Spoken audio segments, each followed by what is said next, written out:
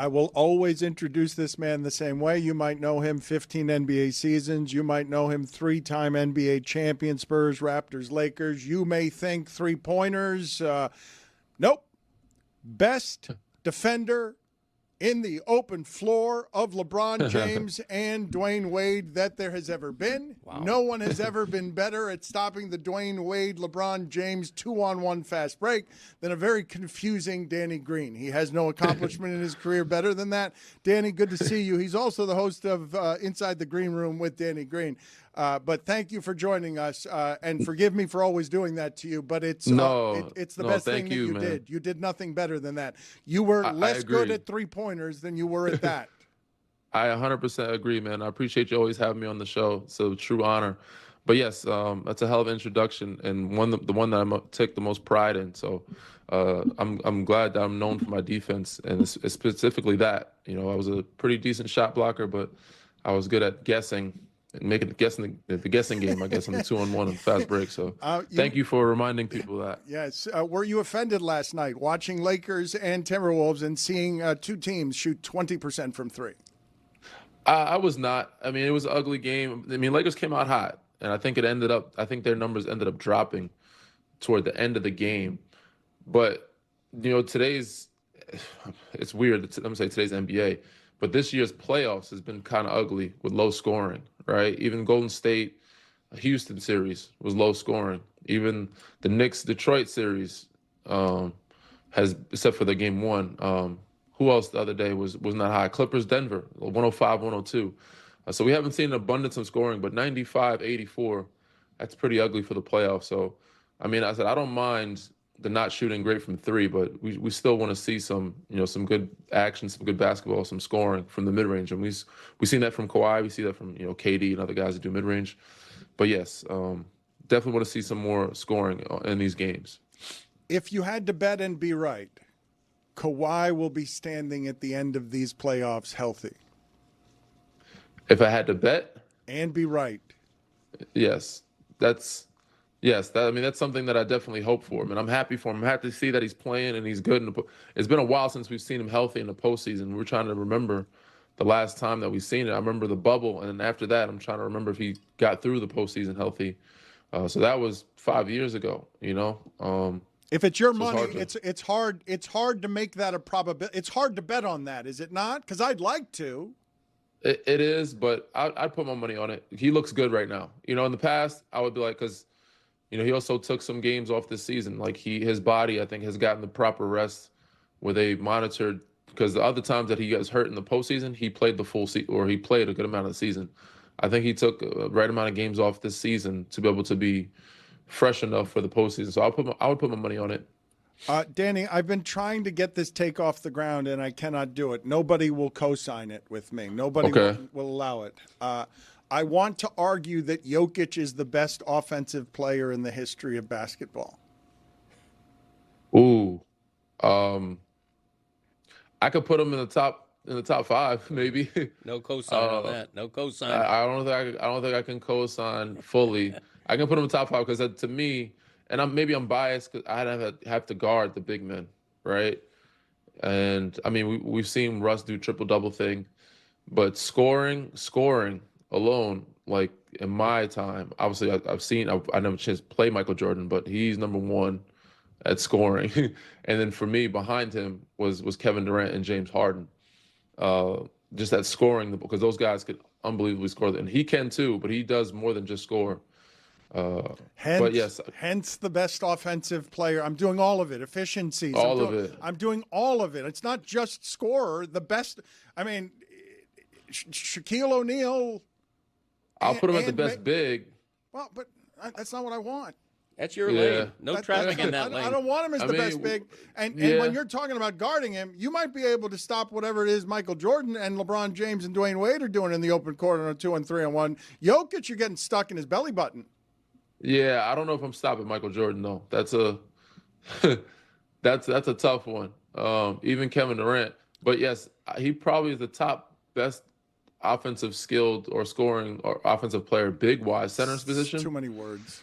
It's too many Yes. words. You're not co-signing Sorry. what I'm asking you to co-sign. So we'll just go back to talking about whether It's just too tough. There's too many skilled offensive players that have come through our league, and it said to me to put somebody none above like this one, Danny. None like this one. Michael Jeffrey Jordan. None like this one. There have been exactly 0 who look like this one. And as an added bonus, oh yeah, everyone passed on him. He didn't go in the first round. I would agree and attest to that. That's a good. I mean, but it's a Michael Jordan, man. There's a reason why, and some of these guys, I said he's got 1 ring. So some of these guys that you're talking about, he's passing up, have like 5, 6 rings, and they might have had better teams. Just talking about the offensive skills. I'm not talking about the championships. Danny's trying to find a polite way to say you're wrong. I know. Don't you get that? Steph Curry is very skill set too. Like he does a lot of things. Like there's guys that impact the game. Feet. Yeah. Just imagine he's But, from, like his yeah, toes 'cause, to you the know, top this of his year- head. There's 7 Yes. feet occupied. So this year, Jokic has shot 40 plus from 3, but I don't know if he'll consistently do that. You know, so Could Jordan? no, Jordan couldn't. But Steph is in that. So there's so many talented players that have come through our lane 7-footer. offensively. Okay. But yeah, 7-footer. You know that's not a bad take. It's a strong one.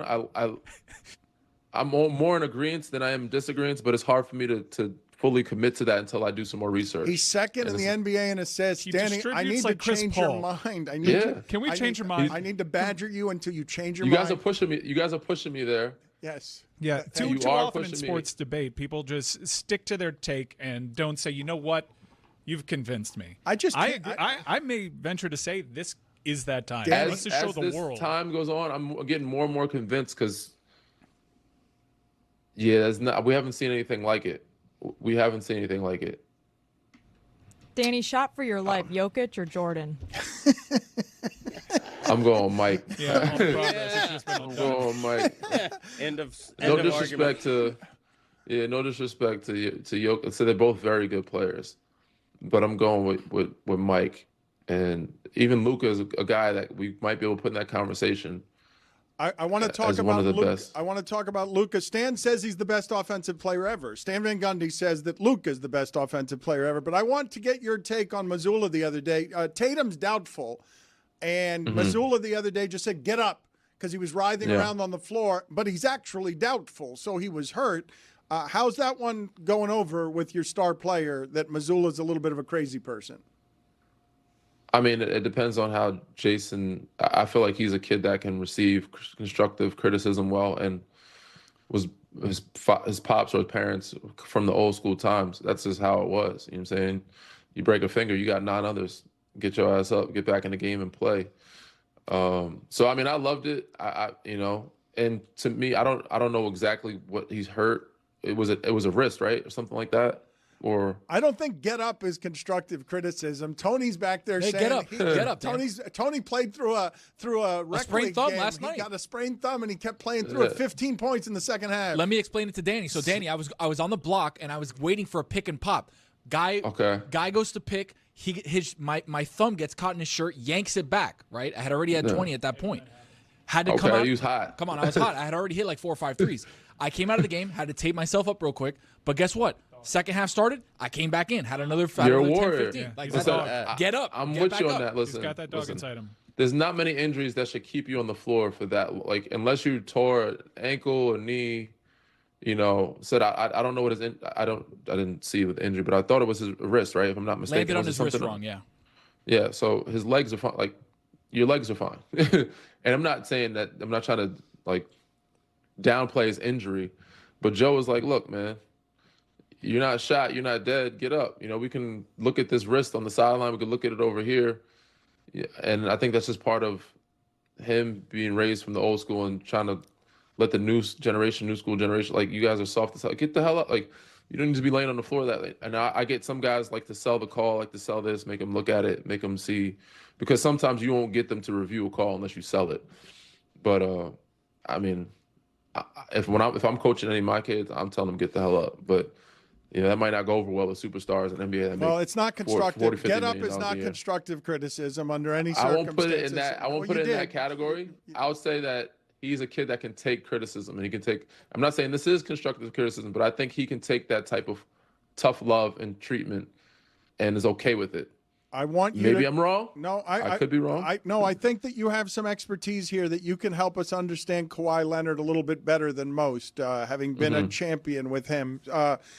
By the time he gets to you in Toronto, after whatever the betrayals were of the Spurs medical staff, that Kawhi Leonard, when you talk about playing through injuries, we were marveling at this yesterday, was incapable of jumping. He won a championship playing only old man game.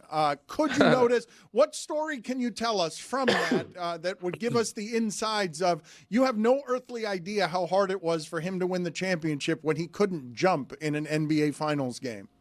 That's interesting. It is tough. I said I've seen Timmy play on one leg, and to go back to Joe Mazzulla, Pop has said way worse things to me in the past. Besides, get up is not that bad or that harsh. But Kawhi, to me, I said he was unbelievable during that run, and I know he was limping. I know he had one leg, but to say he couldn't jump, I think is a stretch, because he definitely did dunk the ball. He dunked the shit out of Giannis one time. Like, there was series where he was limping, but he still was getting to the rim, still dunked the ball. But yes, I know he was hurt. He was on one leg, and to do that with that type of injury just showed how tough of a kid he is. And people will give him a lot of slack because of his injuries in the past, and it's a lot of negativity. But he's fought through some injuries in the past, and is serious. And I think it makes him look bad because they don't release the injury or the severity of the injury till after these series are over. Like the past couple of playoffs we've seen, he's like, oh, he's injured, he might come back, and then after the series is over, it's like, oh, he tore his ACL. It's like, you guys should announce that. Obviously, they want the other team to know because they want them to fear them. But you're making the player look bad by not announcing that when it happens.